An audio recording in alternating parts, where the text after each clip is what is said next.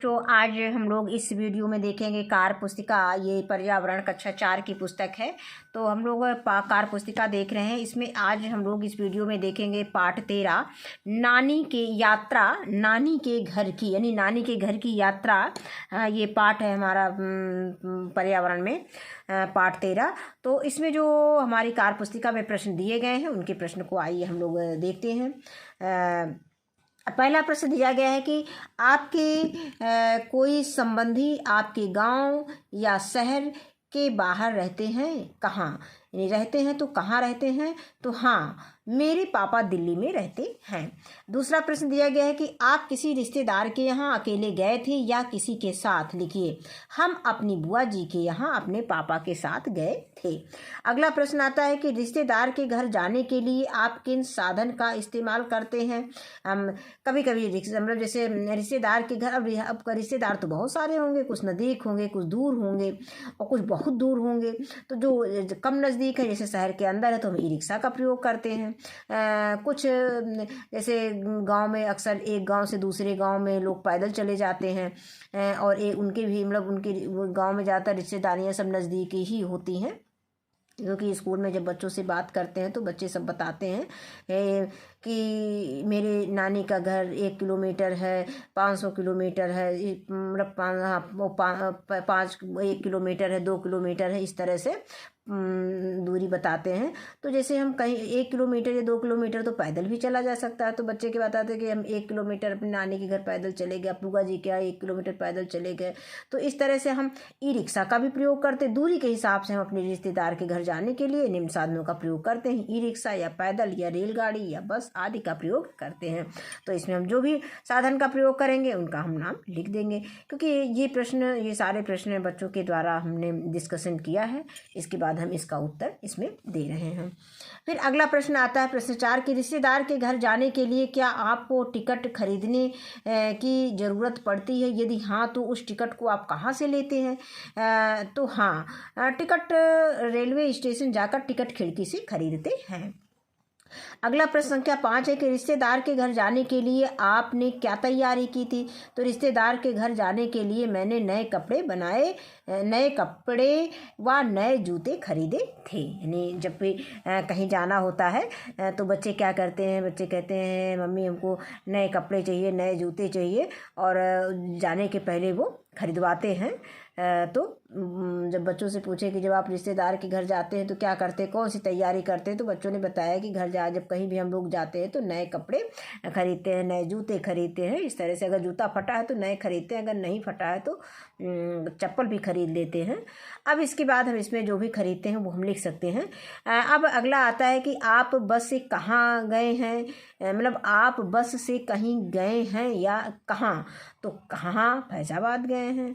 अब अगला प्रश्न दिया गया है कि बस में आपने कौन कौन सी सूचनाएं लिखी देखी हैं। तो बस कहाँ से कहाँ जाएगी, पहली सूचना तो ये लिखा रहता है, स्थान या शहर का नाम लिखा रहता है कि कहाँ से कहाँ को जाएगी। फिर बिना टिकट यात्रा करना दंडनीय अपराध है, ये भी बस में लिखा रहता है। अगला, शिकायत करने के लिए मोबाइल नंबर लिखे होते हैं, आदि चीज़ें जो है बस में लिखी रहती हैं।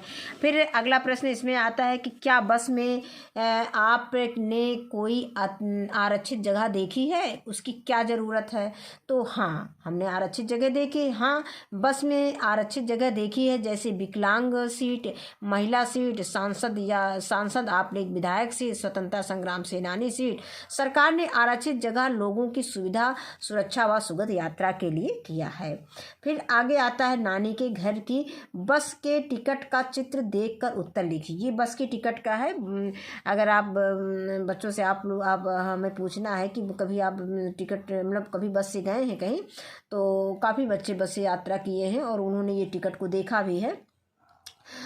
तो टिकट कितने लोगों के लिए ली गई है, तो ये टिकट ये टिकट कितने लोगों के लिए ली गई है, इसमें दिया गया है कि कितने लोगों के लिए ली गई है। तो ये टिकट जो है 1 लोगों के लिए ली गई है।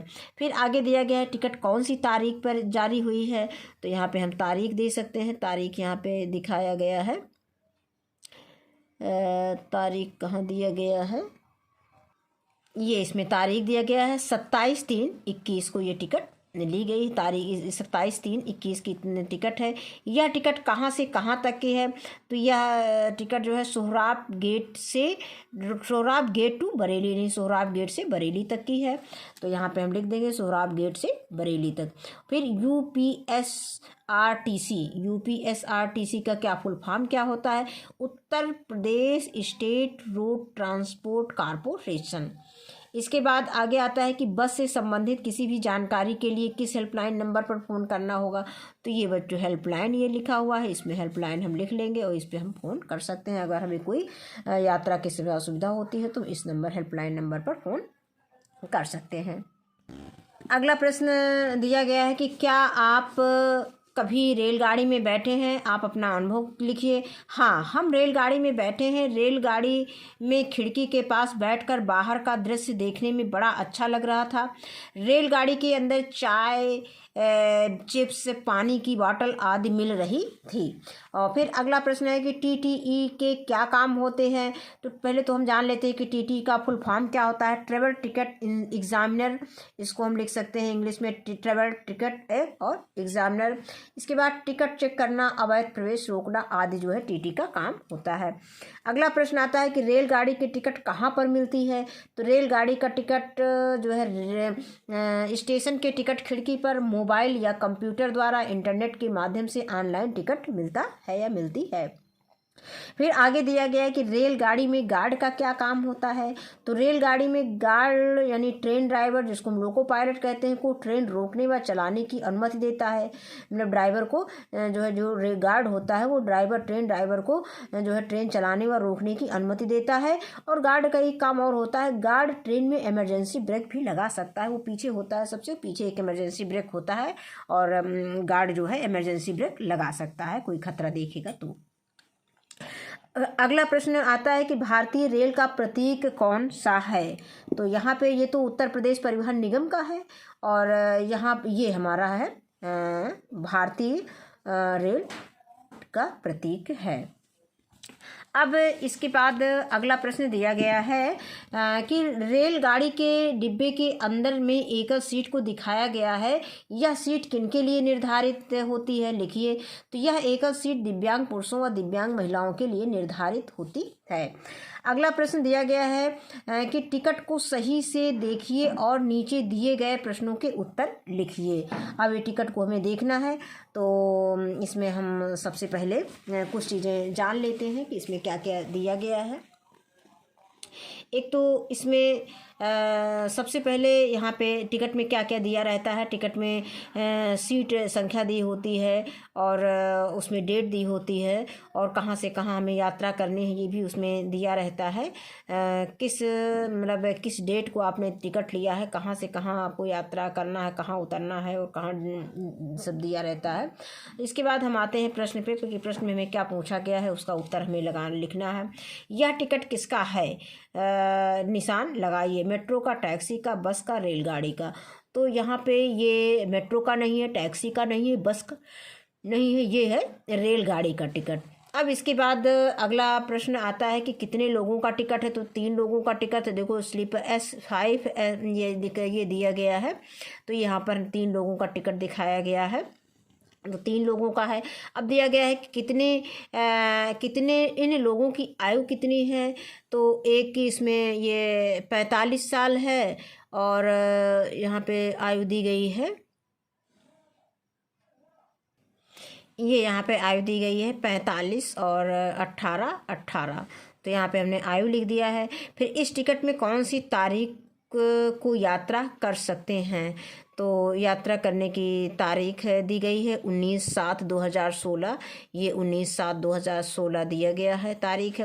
आगे प्रश्न दिया गया है कि इस टिकट से कहाँ तक की यात्रा कर सकते हैं?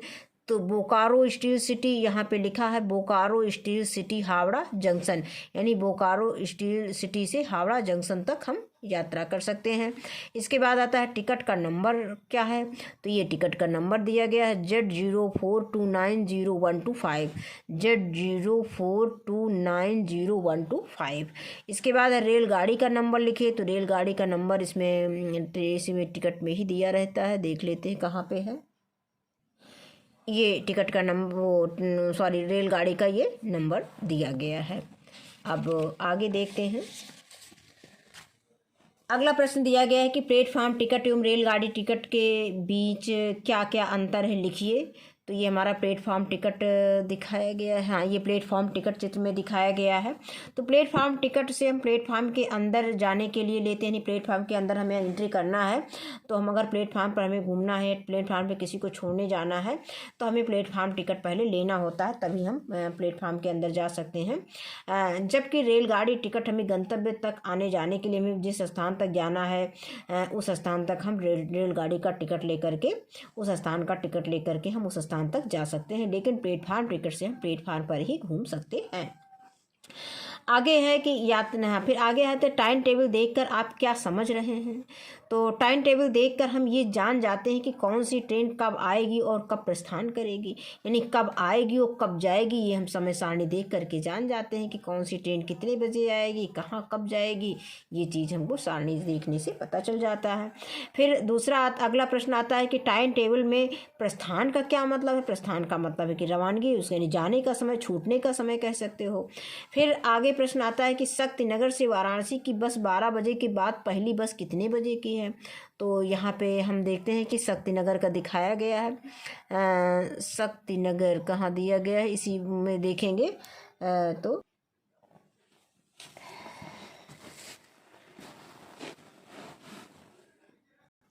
एक बार इसको फिर से देख लेते हैं कि शक्तिनगर से वाराणसी की बस 12 बजे के बाद पहली बस कितने बजे है, 3 बजे से है। सोनभद्र जाने के लिए बस कितने बजे से है, 12 बजे से है। इसके बाद आगे प्रश्न आता है कि सही कथन के सामने सही और गलत कथन के सामने गलत का निशान लगाइए। तो यहाँ पे दिया गया है कि हमेशा उचित टिकट लेकर यात्रा करना चाहिए। ये कथन हमारा सही है। यात्रा वाहन पर कचरा फैलाना चाहिए, गलत है। इसके बाद आता है कि यात्रा के दौरान लावारिस वस्तुओं को नहीं छूना चाहिए, सही बात है, इसमें सही का निशान लगा देंगे। फिर यात्रा के दौरान सभी यात्रियों को मिलजुल कर खाना चाहिए, गलत है। हमें यात्रा के दौरान अगर कोई भी हमें खाने के लिए दे रहा है तो हमें दूसरे की चीज़ें नहीं खानी चाहिए, इससे हम जहर खुरानी के शिकार हो सकते हैं। फिर यात्रा के लिए समय से पहले ही स्टेशन पे पहुंचना चाहिए, ये भी बिल्कुल सही है। क्योंकि अगर हमें रास्ते में कहीं जाम वाम में ना फंस जाए, इसलिए हमें थोड़ा सा मार्जिन बना के पहुंचना चाहिए। थोड़ा जल्दी पहुंच जाएंगे रिलैक्स होकर के हम जो है स्टेशन पे ट्रेन को पकड़ सकते हैं, जिससे कोई दुर्घटना से हम बच सकते हैं। आगे आता है कि यात्रा से पूर्व हमें क्या क्या करना चाहिए, मतलब कौन कौन सी हमें क्या क्या तैयारी करनी चाहिए, क्या क्या करनी चाहिए, कौन कौन से काम करने चाहिए। तो यात्रा से पूर्व हमें आवश्यक वस्तुएं जैसे कपड़े, दवाइयाँ, पेन, डायरी व यात्रा के टिकट आदि सुरक्षित स्थान पर रख लेना चाहिए। फिर आगे आता है कि यात्रा के दौरान हमें क्या क्या सावधानी बरतनी चाहिए। तो यात्रा के दौरान हमें अपने स्वास्थ्य व अपने सामान की सुरक्षा स्वयं करनी चाहिए और प्राथमिक उपचार की कुछ दवाइयाँ जैसे पैरासीटामॉल, पुदीन हरा आदि अपने पास रखना चाहिए। अब इसके बाद आगे दिया गया है मिलान कीजिए। अब यहाँ पे इसको हमें मिलान करना है। तो यहाँ पे पहले दिया गया रेल सड़क क्रॉसिंग, तो यहाँ पे हम देख रहे हैं रेल रोड क्रॉसिंग, तो इसको हम मिलान इससे कर देंगे। यहाँ पे ये हो गया। अब हम आगे आते हैं रेलवे क्रॉसिंग, तो हम देखते हैं कि जहाँ भी रेलवे होता है उसकी क्रॉसिंग का निशान इस तरह से बना होता है। और आगे आता है शौचालय, तो यहाँ पे शौचालय कहाँ दिया गया है, शौचालय का ये निशान है। आगे है आग निषिद्ध, तो आग निषिद्ध को हम इसमें से इससे लगा देंगे, मिलान कर देंगे। अगला आता है पीने का पानी, तो पीने के पानी के लिए ये नल दिखाया गया है, यहाँ पे हम ये पीने का पानी इसमें निशान लगा देंगे। फिर है धूम्रपान निषिद्ध, तो इसको हम इससे मिलान कर देंगे। इसके बाद आगे आता है आगे प्रश्न दिया गया है कि सुमन शक्तिनगर से वाराणसी जा रही है, उसने एक टिकट खरीदा, उसके लिए उसे कितने रुपए देने होंगे। तो ये टिकट में 290 रुपये लिखा है, तो यहाँ पे हम लिख देंगे कि 290 रुपये उसे देने होंगे। यहाँ पे रुपीज़ लिख दें, या हम इस तरह से इसको इस तरह से भी लिख सकते हैं। ऐसे जो हमारा आज का रुपए का निशान बना हुआ है ये 290 रुपये लिख सकते हैं। अब आगे प्रश्न है कि सुमन के पास कुछ नोट हैं जो नीचे दिए गए हैं, उनमें से वह कौन कौन से नोट को देगी, उस पर सही निशान लगाइए। तो अब यहाँ पे उसको क्या करना है कि उसको 290 रुपये देना है। उसके पास एक 200 की नोट है, एक 1000 की नोट है, और फिर कौन सी नोट है, 10 रुपये की नोट है, 20 रुपये की नोट है, 50 रुपये की नोट है, और इस तरह से ये तो वो क्या करेगी, एक 200 का नोट दे देगी, एक 20 का दे देगी और एक 50 का दे देगी। इस तरह से वो नोट दे सकती है, क्योंकि उसको 290 50 70 हो गया और एक 20 का नोट और दे देगी तो 290 हो गया, 200 रुपये हो गया। फिर 20 में 50 जोड़ देंगे 70 और 70 में 20 जोड़ देंगे 90। इस तरह से वो पैसा दे देगी। अब आगे आता है कि ऊपर के नोटों को देखिए तथा नीचे दिए गए प्रश्नों के उत्तर लिखिए। इन नोटों पर कौन से बैंक का नाम है लिखिए। जिस बैंक का नाम है उस बैंक का हमें नाम लिखना है। तो यहाँ पे लिखा है भारतीय रिजर्व बैंक, ये लिखा हुआ है, तो यहाँ पे हम लिख देंगे भारतीय रिजर्व बैंक। अब आगे प्रश्न दिया गया है, अगला है कि इन नोटों पर किसकी तस्वीर छपी है। तो किसकी तस्वीर छपी है, गांधी जी को हम देख रहे हैं, तो हम इसमें लिख सकते हैं महात्मा गांधी। यहाँ पे किसकी तस्वीर छपी है, सभी नोटों पे महात्मा गांधी की तस्वीर छपी है। अब अगला प्रश्न आता है कि इन नोटों के अलावा और कितने रुपए के नोटों को आपने देखा है। तो 1 रुपए की भी नोट, अब तो 1 रुपए की नोट नहीं देखने को मिलती है, 2 रुपए की नोट होती है वो भी देखने को नहीं मिलती है, 5 रुपए की नोट अभी देखने को मिलती है, 10 रुपए की नोट, 20 रुपए की नोट और 50 रुपए की नोट, और इसके बाद 100 रुपए की नोट, इसके बाद 200 रुपए की नोट, इसके बाद 500 रुपए की नोट, इसके बाद 1000 रुपए की नोट, और 2000 की नोट बंद हो गई है, नहीं तो 2000 की नोट भी देखने को मिलती थी। अब इसके बाद है दिखाए गए 10 रुपए के नोट पर 10 के अलावा कोई और नंबर दिख रहा है, अगर हाँ तो वह नंबर लिखिए। अब 10 के अलावा कौन सा नंबर दिख रहा है, ये ऊपर नंबर दिख रहा है, ये नंबर हमको इसमें नोट कर लेना है। अब आगे दिया गया है, नीचे दिए गए चित्र में हमें क्या संदेश मिलता है लिखिए। तो स्वच्छ भारत मिशन की जो शुरुआत हुई थी ये 2 अक्टूबर 1914 को हुई थी, लेकिन हमें इसमें ये नहीं पूछा गया है। इसमें हमसे पूछा गया है कि नीचे दिए गए चित्र में हमें क्या संदेश मिलता है। तो हमें अपने आसपास स्वच्छता बनाए रखने का संदेश मिलता है। तो आज के वीडियो में बस इतना ही। ये पाठ हमारा यहीं पे समाप्त होता है, और वीडियो देखने के लिए बहुत बहुत धन्यवाद।